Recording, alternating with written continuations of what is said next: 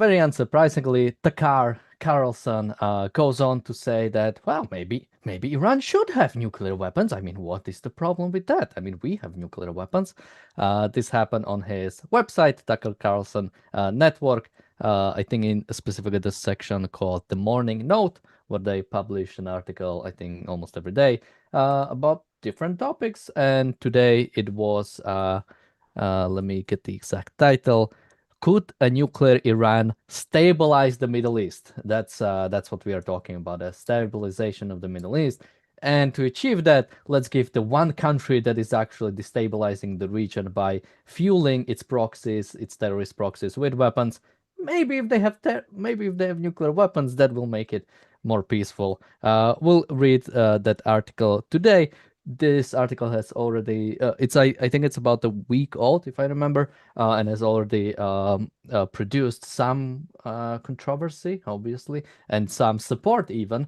Another person was Anna Kasparian on the Young Turks network, who basically agreed with him. So yeah, when you have the far left and the far right agreeing, that's when you know you have the correct opinion.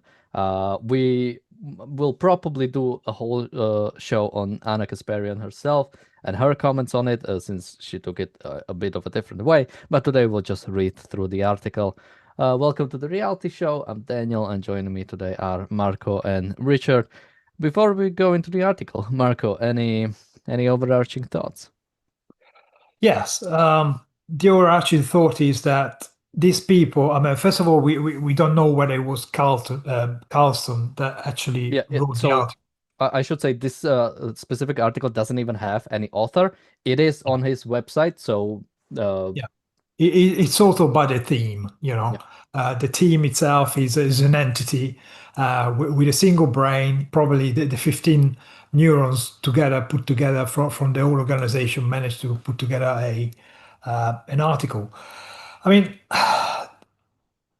if you drove a car, you wouldn't point roughly towards the direction of the place you want to go and just slam on the accelerator. At the same way, just because you got a mind, you know, every human is intelligent, has got some sort of understanding, and you know, you have to learn how to use your mind. You can't just fill your head with facts and then hope that a conclusion will work. I mean, we can't think automatically. We don't reason automatically.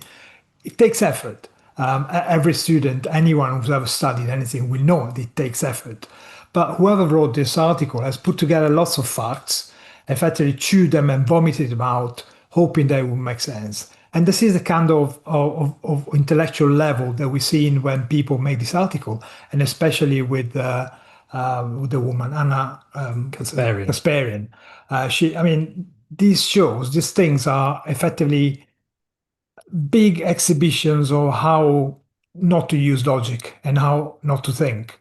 All these people put together an argument. They know roughly the direction they want to go, which is pro-Russia, pro-China, pro-Iran, and certainly against Israel and against civilization as a wider whole. And they then plow on, talk, and never make any sense. Never stop thinking, hang on, what's the context here? Why am I saying this? Why? I mean, you owe it to yourself to try and be rational and double check the facts and think about the facts and try and see the bigger picture if you want to make a coherent argument. But these people don't want to do that. All they're doing, again, try to make a point, which is we love dictatorships, we hate civilization, and you know anyone who's a savage, yeah, we like them. Yeah. I mean, this whole article really ought to be one word long. Should be the word no, shouldn't it? I mean, on the basis of that title.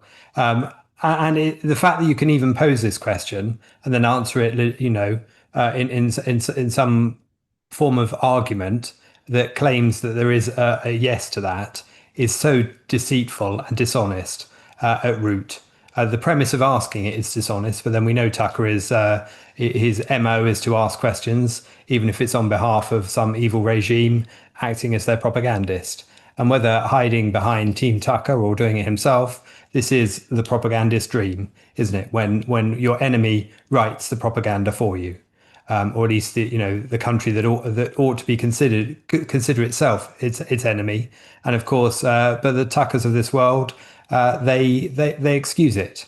They give it too much leeway all the time. They seem to treat these evil dictatorships as if they would be lovely places. They'd be like Teletubby Land, were it not for the US threatening them all the time. It would be like the Ayatollah in the sun, shining over Teletubby Land. But no, of course not. It's evil because of its nature. It's evil because of how it treats its own people, and it's surrendered the right to any sovereignty in the first place. But of course, Tucker Carlson wants to bash America primarily, and this is the aim. We have a super chat from Bonnie. Thank you so much. So let's actually take a look at the article. So it starts with nukes up. If North Korea develops a nuclear weapon, our country could be as good as gone. That was the dominant view among America's political elite at this time 2 decades ago, as Kim Jong II marched closer to obtaining his first nuke. These, quote, these bombs would threaten not just the United States, but South Korea and Japan and indirectly China, end quote.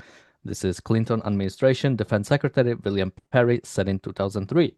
Quote, North Korea on the brink of launching a long-range ballistic missile that could strike the United States, could reach Alaska, and possibly as far as the northwest coast of the lower 48 states. CNN, end quote, CNN reported in 2006. There was also the idea that even if the North Koreans didn't fire a weapon of mass destruction at Los Angeles, they would sell their new fissile material to terrorists who would. Quote, the transfer of nuclear weapons or material by North Korea to states or non-state entities would be considered a grave threat to the United States. End quote, President Bush told the public the day after the Democratic People's Republic of Korea first nuclear test. So it goes into, it basically brings up a bunch of quotes from North Korea. I don't want to read every single thing about it. But the basic narrative is trying to set up that we've already been in this situation, that the same way that we are being talked about Iran has been talked about North Korea, and nothing bad happened. They simply acquired the nuclear weapons and nothing bad happened. So they specifically try to make the case that, and here I want to read this, North Korea became a non-nuclear nation in October 2006, and its proliferation has yielded a total 0 of nuclear strikes on America, the West, or any other country. The fear-mongering was for nothing. And here, I think this is mainly, although this might be just bad thinking, like these people don't know how to think, or it might be straight up dishonesty. I mean, the idea that a nation acquiring nuclear weapons is only bad because they might drop it on somebody is ridiculous. The fact is that after 2006, and this is just few incidents that I found, there was Daechong Island naval battle, which was a fight between North and South Korea naval troops, which resulted in vessel damage and injuries. In 2010, a South Korean warship was blown up near the maritime border, killing 46 sailors. In 2010, North Korean artillery shelled the South Korean islet of Yeonpyeong. I might butcher the pronunciation, killing military personnel and civilians, which also prompted South Korea to return fire. So the idea that which this is the main thing the article is trying to point out, right? Nuclear Iran would stabilize the Middle East. The fact is that North Korea acquiring nuclear weapons simply meant now they can still do it. They did attack South Korea before, and they are still attacking South Korea after. The idea that North Korea acquired nuclear weapons to stabilize the situation. By the way, South Korea doesn't have a nuclear arsenal. Is ridiculous. North Korea is attacking South Korean troops and civilians, and it is doing it. One, it is trying to see what it can get away with, and two, now it has a defense. Who is going to do something to North Korea now? How can we afford to actually do something? Like at what point? Let's say North Korea tries to invade South Korea. What then? Will Western troops, will South Korea, will Japan defend South Korea if North Korea has nuclear arsenal? Marco, any thoughts for specifically the setting up and comparison to North Korea? Yeah, well, first of all, you have to consider the context, which has been mightily dropped by whoever wrote this article. North Korea is attached to China. So are you telling me that North Korea is actually free to take its own, make its own threats or do whatever they want without China agreeing with it? So, it's not in China's interest to have a nuclear war just on its border. In the same way, it's not an interest in the dictators, the communist dictators of North Korea to actually go to war with America. But the point here is that just because they haven't attacked America, it doesn't mean that they do not pose a threat. It's a bit like saying, well, I was shot, I didn't die, therefore bullets are not lethal. I mean, this is an idiotic argument. Yeah, or somebody like having like a gun to your head and I'm not doing anything. I haven't shot you. I'm not doing anything. Like no, you're posing a threat, and any dictatorship is a potential threat to pretty much any country around the world because they do not have any respect for like a criminal is not a threat just to the person they committed a crime against. A criminal is a threat to everybody because they do not have any belief in respect of property rights or individual rights of other people. That's why I call them criminals. Otherwise, you would just call it a normal person, wouldn't you? But as you pointed out, North Korea has been causing instances of warfare with the South. So it's not like they've been quiet throughout.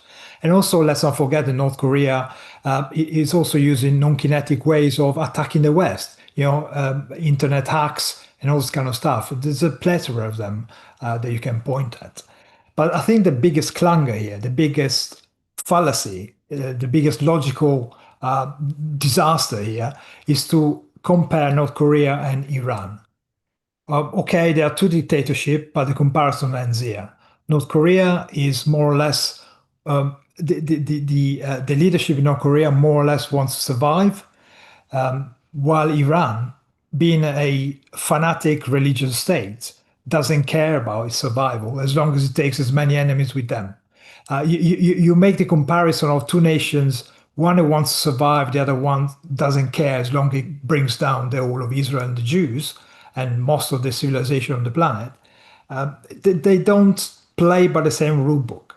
Just because North Korea hasn't used nuclear weapons, it doesn't mean that Iran will not use nuclear weapons. We know that they're fanatics. It would be like saying, or certainly no human will ever kill himself by blowing up a bunch of children at a concert. Well, we've seen it happen here in Manchester.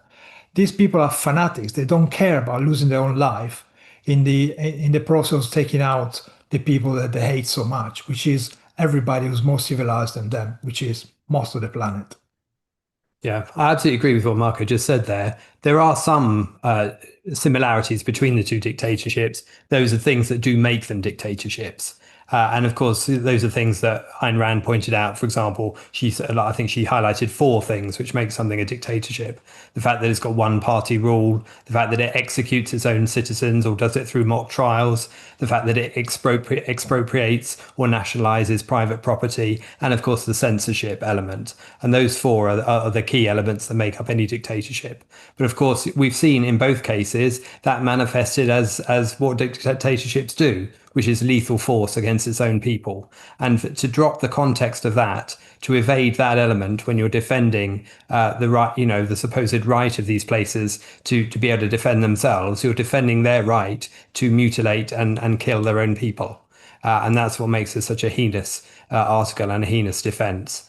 Of course, as Marco pointed out there, North Korea in many ways is a proxy of China, and we know that Iran uses its own proxies in the Middle East, doesn't it? So often it's not necessarily the country itself that is the threat. It sometimes does it through a third party. And of course, when you're talking, as this article mentions within there, reference to selling nuclear material to other terrorists and that kind of thing, that can always happen. And within a corrupt regime, such as these dictatorships, the risk of that happening by default, as much as by intent, is equally a risk for the civilized world. And therefore, they are valid arguments that will put forward back in the Clinton era and will be, maintained today, but by us here, that these countries are not made safe, or the region is not made safer by balancing out the nuclear power and giving Iran, letting Iran get a nuclear weapon. The only thing stabilized by that process is the dictatorship itself, is the prolonging of the existence of that dictatorship. And that is not what any civilized person should want.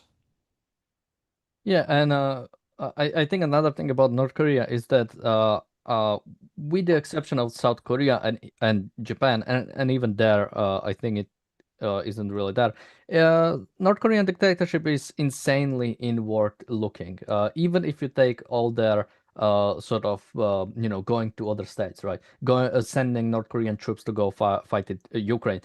It wasn't from some sort of we hate Ukraine or we even want to like target Western powers or Western support. It was we really need a favor from Russia. We need supplies because we are a freaking dictatorship that doesn't really allow people to produce much or to even make their own food in many instances. So yeah, that's what we need. And another example of basically being like a vestige of China.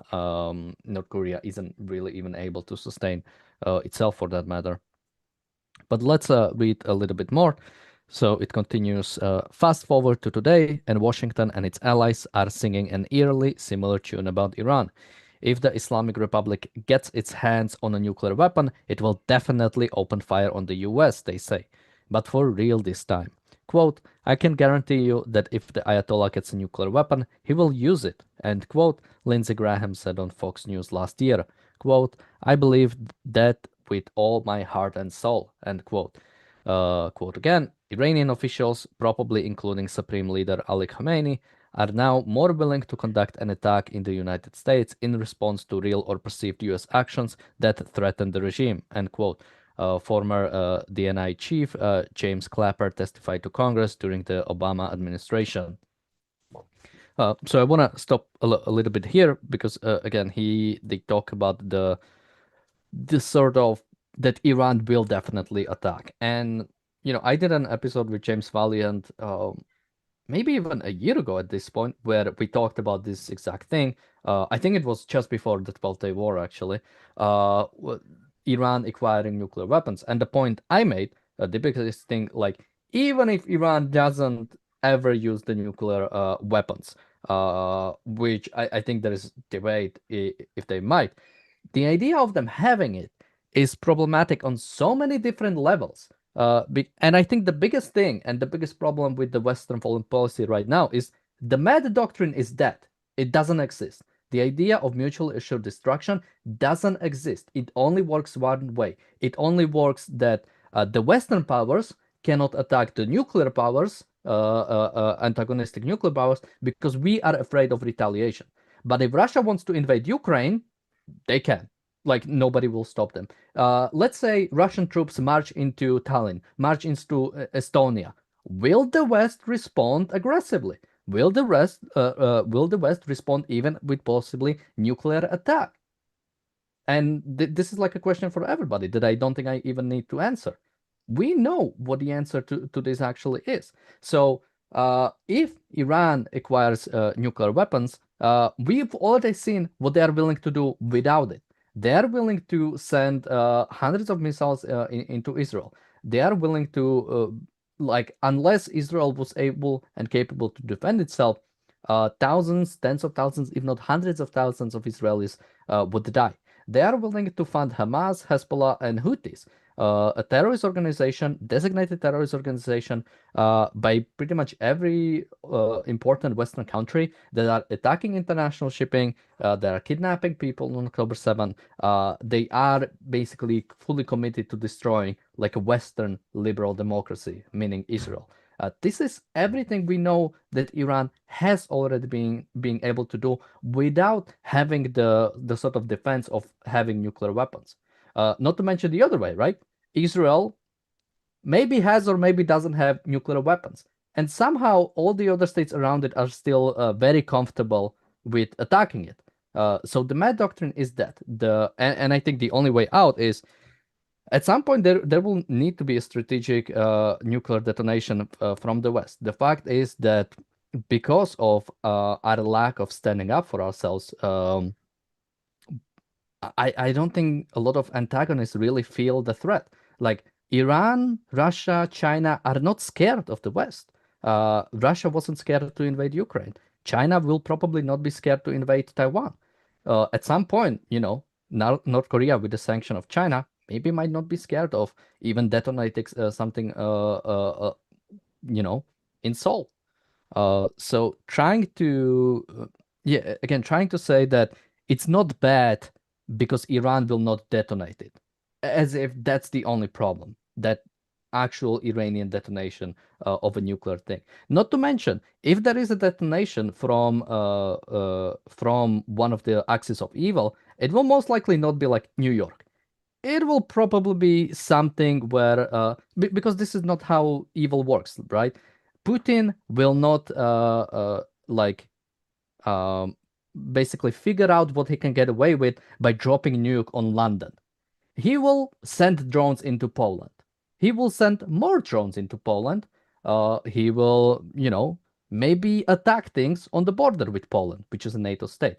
That will go this possible way. And, at some point it might be some limited nuclear strike, not on a city, not on Kiev, maybe on some military position, maybe on an empty field in Ukraine, just to see what he can get away with.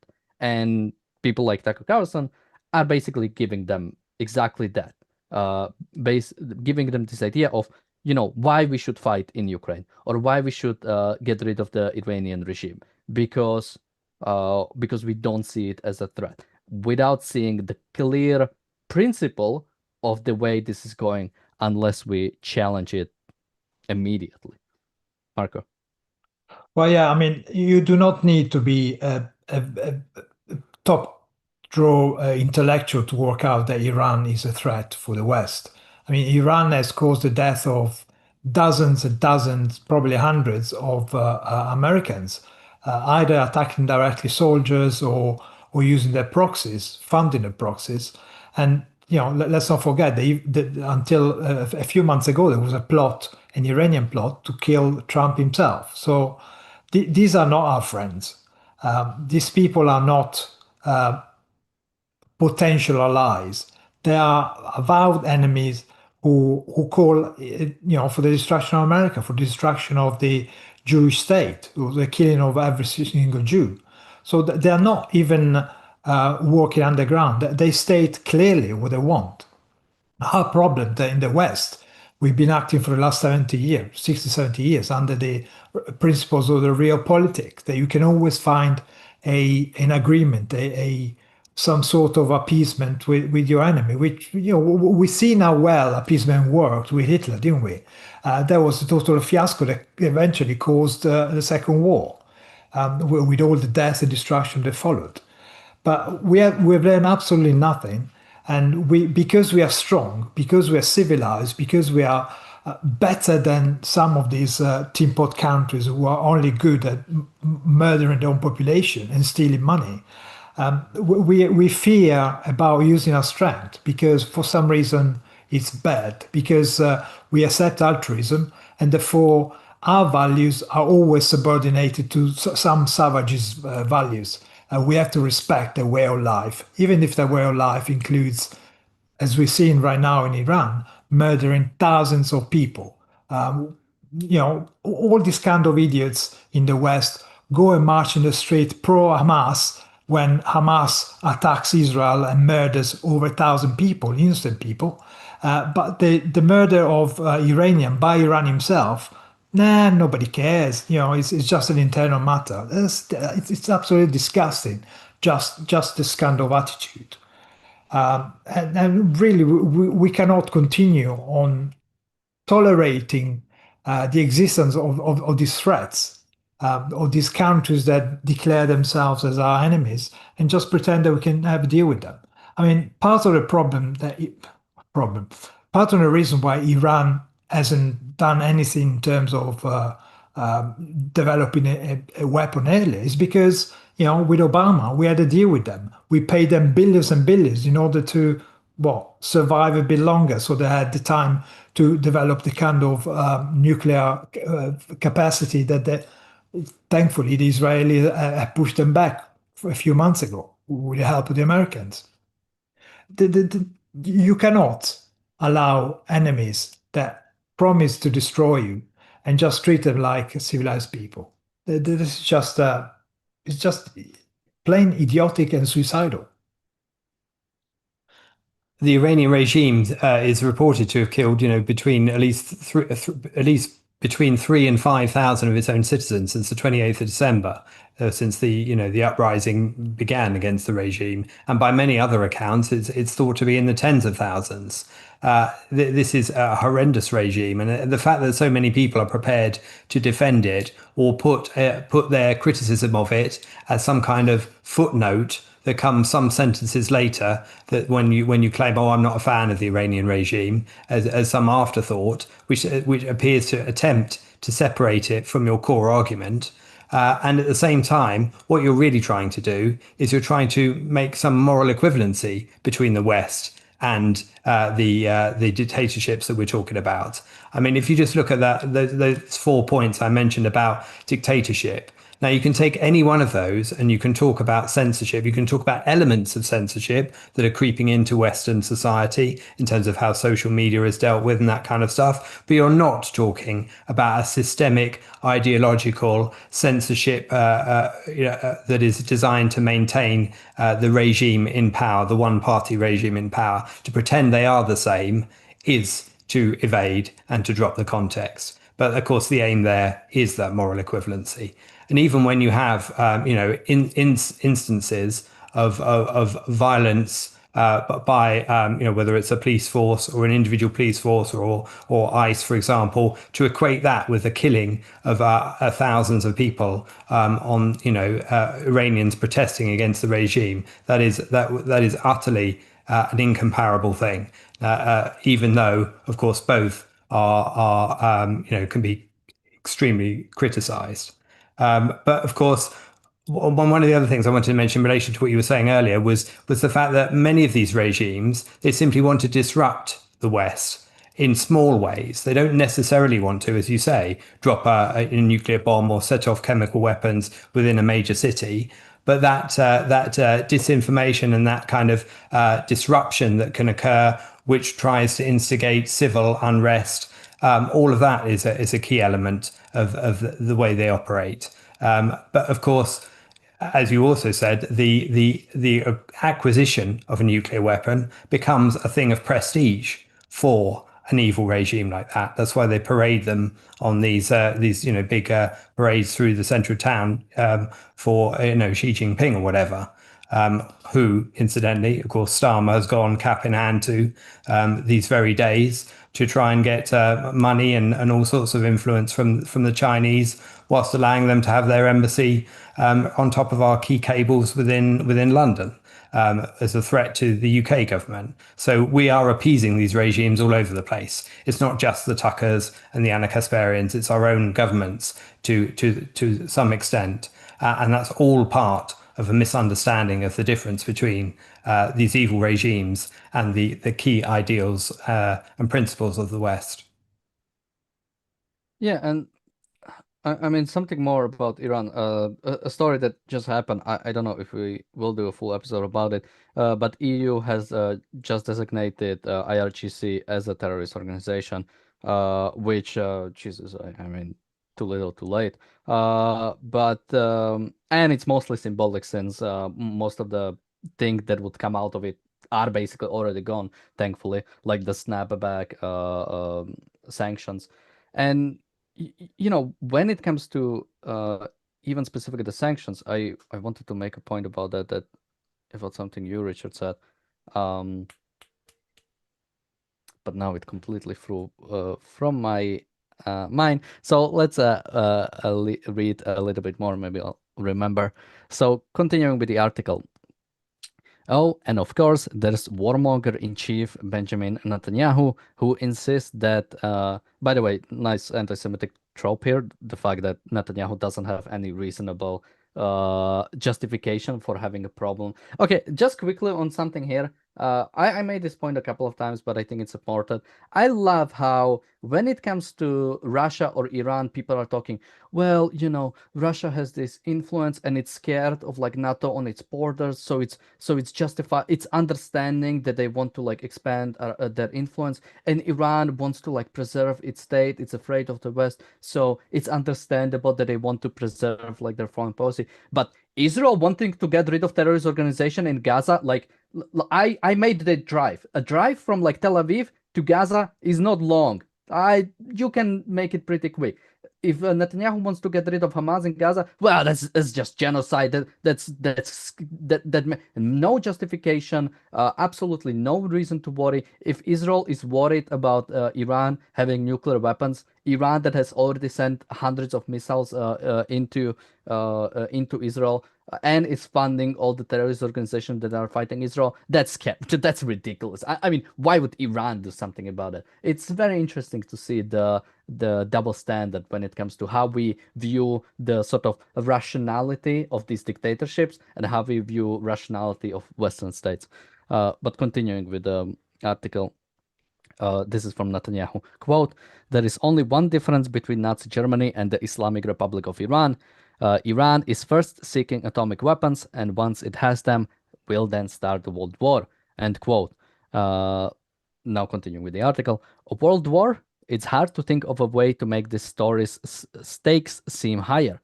Before subscribing to Netanyahu's theory, which conveniently justifies an US-Iran regime change war, America's leaders should consider the following questions. Free-thinking people are allowed to ask each. Yeah, definitely we're talking about free-thinking people here. What are the chances Iran would actually launch a nuclear attack? History suggests they're zero, no matter what Senator Graham says. No country in the so-called, quote, axis of evil, end quote, has ever deployed a nuke, because doing so would be an act of suicide. In fact, the United States is the only nation to unleash its nuclear might as an act of war.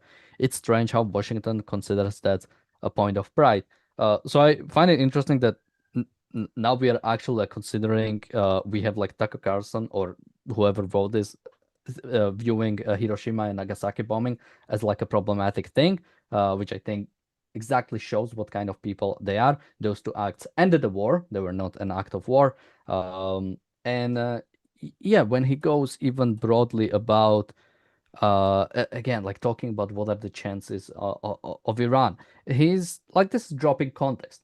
Is Iran a threat to the West? That is the main question that should be asked. Will Iran acquiring nuclear weapons make this threat bigger or lower?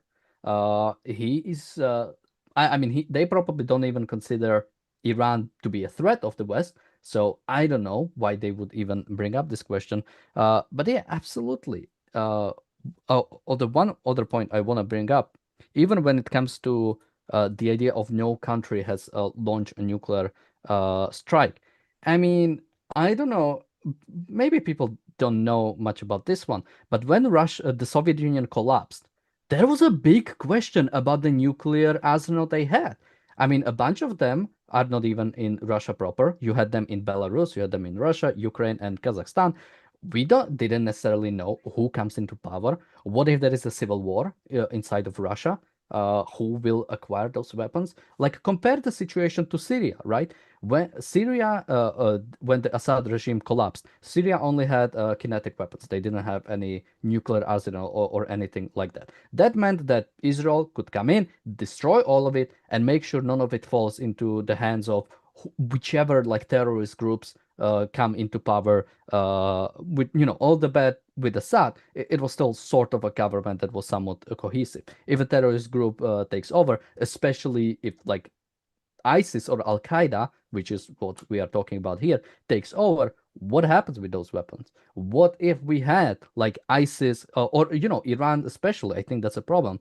Iran is on the way to collapse. If Iran collapses, you'll have a bunch of very different groups. Who gets to hold of these powers, of these nuclear weapons? What happens then? What if it is a group that is jihadi, that doesn't really care, that is going for an Islamic state, or is going for the, let's just do a nuclear holocaust since this is what will get us to heaven, uh, what then, right?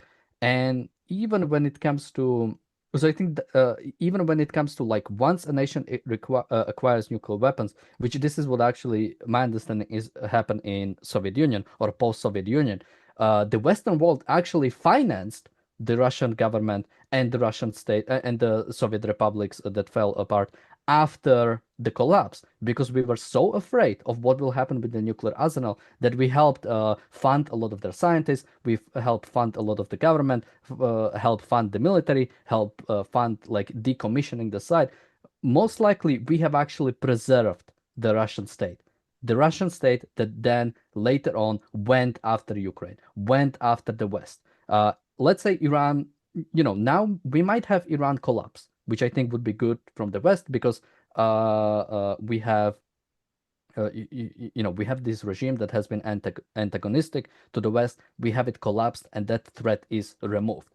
If they have nuclear weapons, we might be forced to preserve the Ayatollah regime, because the alternative of random groups having access to nuclear weapons is much worse than the Ayatollah regime having nuclear weapons. That is like an actual possibility that might happen. Marco. Yeah, I mean, we should immediately dispel the fact that whoever wrote this article is worried about nuclear warfare or nuclear disasters. Because, for example, Putin has recently, well, I think a year ago or two ago, hit the former Chernobyl power station, and by doing that, he breached the coffin that covers the reactor that went melted in '86. And that's leaking. I mean, the kind of safe structure that was keeping that particular incident, Soviet incident, at bay is now leaking again. But nobody really cares about that. Nobody cares about the fact that the Russians did that because, well, it's the Russians, so we don't criticize them. I mean, just ask yourself, what's the point in writing an article like this? What is the point in making this kind of spurious statement, effectively arguing in favor of a dictatorship who wants you dead, and arguing that they should have weapons of mass destruction? I mean, this is absolutely, it's either idiotic or evil. My guess is on the evil side. These people know exactly what they're saying. By arguing this, they're softening the public opinion. They're trying to get people in the West to support these regimes.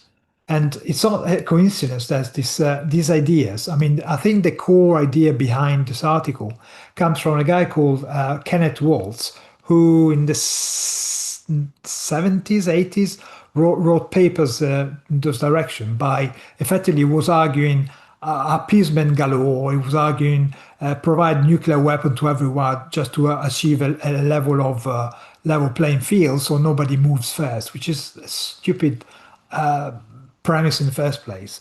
But what's even more ridiculous that this article was picked up later on by a guy called Gideon Hanft from Georgetown politics university, part of the university, which, by the way, is funded. It's got strong links to Qatar. I think they got about $1 billion funding total from Qatar. So this university group within the international politics department, this guy Gideon Hanft published another paper when he was apparently a sophomore, second year university undergraduate, and this paper creates the basis of the sole argument. I mean, this kid wrote a paper based on some idiotic ideas in the first place. And now this paper is used as the basis for this kind of propaganda. That beggars belief. Beggars belief that this level of non-checking the sources that they rely on allows them to effectively produce a propaganda piece. The propaganda clearly started in the 70s or 80s when this Waltz guy started writing, continues with this Georgetown University, whoever published the paper. and continues now with Carlson picking up the baton of the propaganda, the pro-Iranian propaganda. I mean, there's nothing to be gained by Carlson and the United States or anyone in the United States by effectively bigging up Iran, by arguing that Iran should have a weapon of mass destruction on their hands. It's just pure folly. And again, as I said earlier on, it's suicidal folly. And I think that point about, things being traced back to a single paper in many ways, there's lots of parallels with how lots of other areas are covered, such as, climate change or trans debates or intersectionality. They often trace back to a single oft-cited paper that then gets repeated and repeated, and basically things mushroom off a dodgy source in the first place, and nobody chooses to check, verify, or validate it. But that's a common error in today's world, and certainly with academic journals and the like.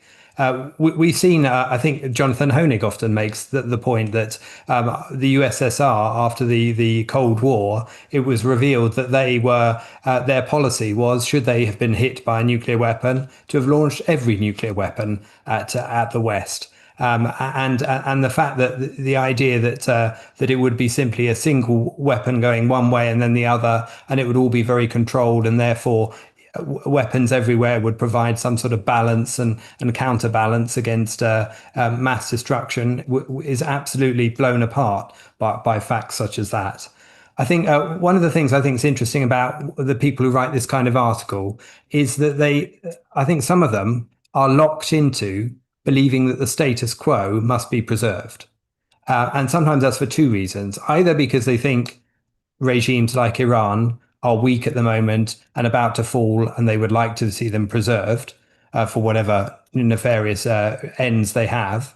And that's certainly one thing. And other people seem to take the attitude they want to preserve the status quo because they assume the future is always worse than the present. So we must keep every dictatorship that's bad in place now for fear of one worse following it. And that again is to misunderstand how the difference between what can be changed and what can't in any country, and that there is no deterministic inevitability of things going better or worse. It's up to individual people in individual countries to change the direction of those countries wherever they can, and therefore status quo shouldn't be preserved just out of fear, which is what we're talking about here.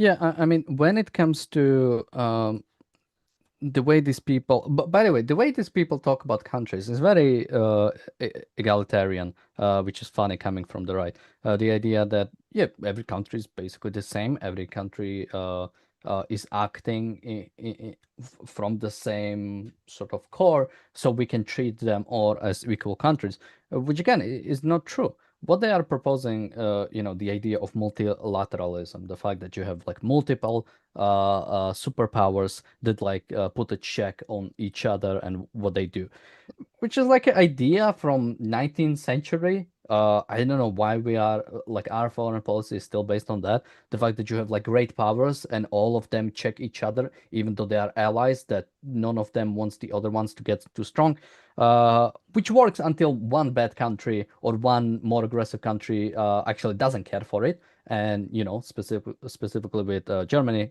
decides to invade France, unite all of Germany, and then, going slowly into World War One and World War Two. What we want is, we do want unilateralism. We want a country, not even a country or a bloc. We want NATO or America to decide everything, because that's what we consider better countries. That's what we consider good countries. Even if, I might not particularly like the current administration or even what America might become, the idea that instead of America deciding what happens on the world stage, it should be China or Russia or Iran or North Korea is ridiculous, and only can come from like a very anti-Western, very anti-liberal in terms of liberal democracy sense. When it comes to what brings stability to the regions, it is America. It is NATO. It is countries, although not NATO as much as I would want, but it is countries that when confronted with evil, decide we want to get rid of it and turn the greatest enemies into one of the greatest allies. Nazi Germany and the emperor's Japan were the biggest adversaries of Western society less than 100 years ago, and now are one of the biggest proponents of it, and one of the biggest even peoples fighting for it. So that's what actually brings peace into the world. It's a decisive and strong action when confronting evil. It's not appeasing it. It's not maybe let them have a little bit more nuclear weapons, or let's trade with them more. Let's deal with them more to some um, because you have some weird idea that if you have a lot of strong nations, they somehow put a check on each other. We still have a little bit of article left, but Marco, any thoughts more, or we can read a bit more? Yeah, go ahead. Enough. So now it goes to the main point of the article. Could the Iranians obtaining the bomb, which is capitalized, wind up being a good thing? Whether anyone in the foreign policy establishment admits it, North Korea's nuclearization has undeniably stabilized the Korean peninsula. The region has seen no wars, coups, or interventionist forced regime changes since 2006. Would Iran becoming a nuclear power have the same effect on its region? Could it finally prompt America to leave the area alone and incentivize Israel to drop its stated goal of controlling the Gaza Strip and the West Bank? Would it make the Iranian government less oppressive because it wouldn't have to worry about the West's constant decapitation ambitions? Imagine the names neocons would call anyone who considered those perspectives. Nefarious media figures would brand them bloodthirsty jihadis. Congress would rush to issue formal condemnations, and Laura Loomer would commit the rest of her career to exposing their personal lives on X, all for raising questions that obviously deserve thought. I don't want to read more. So, Iran murdering tens of thousands of its citizens, that's just because they are scared of the West. This is blame America first policy. The idea that every single and I think this, because we were going to talk about Anna Kasparian, but might do it on a separate thing. This happened in a conversation between Bill Maher and Anna Kasparian, where Bill Maher asked something her like, "What city in the Middle East would you like to live in?" And she very much squinted towards answering because the obvious answer is Israel, but of course she couldn't give that answer.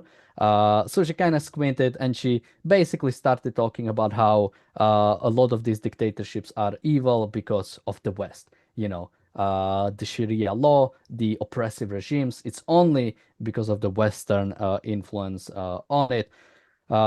Which again is ridiculous. Oh, and I actually remembered the original point I wanted to make is that when it comes to sort of these dictatorships, and the reason why a lot of them wouldn't want to straight up destroy the West is they rely on the West. China relies on trade with, on both stealing intellectual property and trade with Western nations. Russia depends on sanction from the West.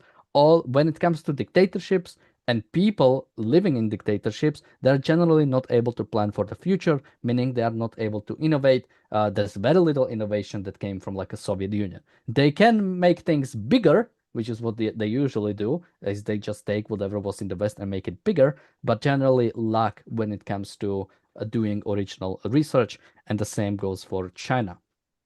Again, because no nations actually create anything. It's the people in those nations. And for them, for free thought to be allowed, they need to be actually allowed to create. But what happens in China is instead, if you are somebody, and I'm trying to remember the name of the CEO, the CEO of Alibaba, who was maybe one of you can remind me. Lao, yeah, something Lao. I think it's Mao something or Ma Ma, something. that's Ma, right, yeah. yes. Somebody can remind me in the chat. But when he got very successful, when he got super excited about the company he was making, he was kidnapped and disappeared by the Chinese regime. This is what happens. This is how success is rewarded in communist China. But yeah, Marco, any thoughts on what was it? The idea that, well, either that the region has been stabilized, and yeah, that Iran acquiring Iran would actually, if Iran acquires nuclear weapons, they would, what was the word? They would modernize, become less oppressive, because it wouldn't have to worry about the West constant decapitation ambitions. Yeah, well, that's a hilarious part, or a tragically hilarious part of this article. I mean, talking about stability in the Middle East. Well, what's the cause of instability? Well, the fact that most of the states in the Middle East are actually theocracies or illegitimate kind of governments, or all-out dictatorship like the theocratic Islamic Republic of Iran. If you want the stability, you would allow citizens to be free to do what's best for their life.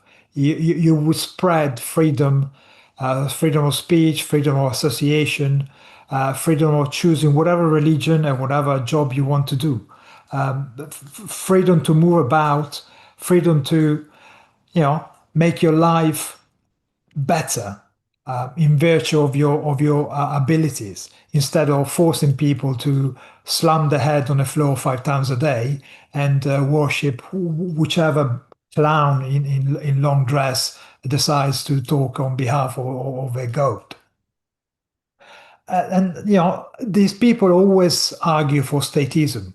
An individual's never declare a war on anyone else. A state does, and that's why they like strong states, because they see themselves as the people will be on the elite. The people will be on the ruling side of things. But they don't realize that actually, when you start supporting people like the Islamic Republic of Iran, you're actually supporting a bunch of crazy, mad, radical religious people, fanatics, people who believe that in virtue of believing in some ghost in the sky, you can then forfeit your own life, and that's a good thing in the book.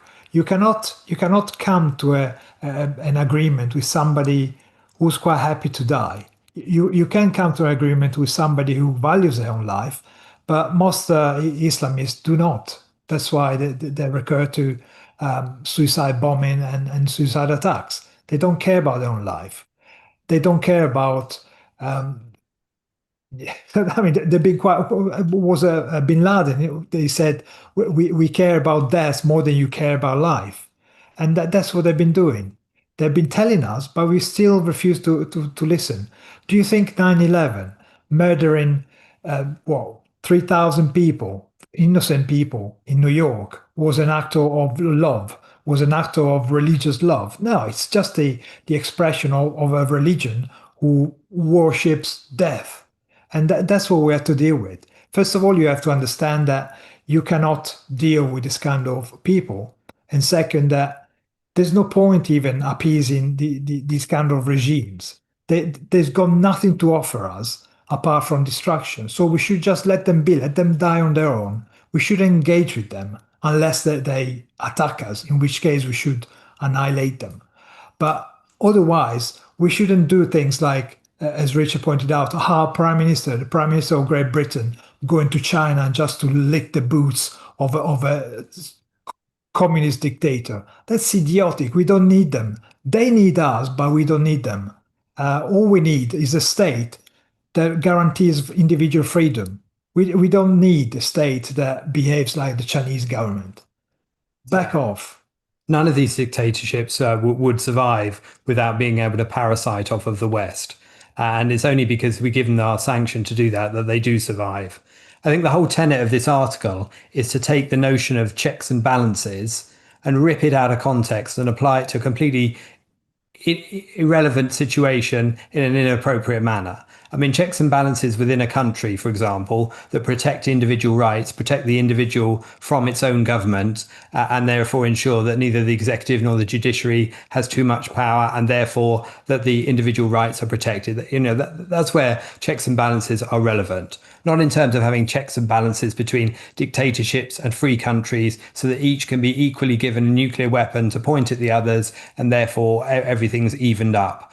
That is to ignore the ideology behind those countries, to ignore the evil that functions at the core of these dictatorships, and therefore to whitewash them, frankly. And by doing so, you are at the same time dragging the likes of America and Britain down to a dictatorial level. You're saying that they're equivalent.